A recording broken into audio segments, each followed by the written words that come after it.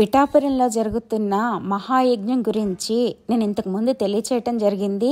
ఎన్నో లక్షలు ఖర్చు పెట్టి ఆ నిర్వాహకులు కనీసం సగం వచ్చినా ఈ లోక కళ్యాణం కోసం, మన దేశ సౌభాగ్యం కోసం, ధర్మ సంస్థాపన కోసం, ధర్మ పరిరక్షణ కోసం వారు చేపట్టిన ఈ మహాయజ్ఞంలో వారు అనుకున్నంత మంది పాల్గొనకపోవడం చాలా బాధాకరమైన విషయమైన మనం అక్కడికి వెళ్ళి పాల్గొనలేకపోయినప్పటికీ వారికి ద్రవ్యం నిమిత్తం వారు ఇచ్చిన బ్యాంక్ అకౌంట్లో మీరు మీ వంతు సహాయంగా 10 రూపాయలు, 10,000, 1,00,000 ఎంత వెయ్యగలిగితే అంత మీ స్తోమతకు తగ్గట్టు పాలు పంచుకోండి అని చెప్పేసి నేను తెలియచేస్తున్నానండి.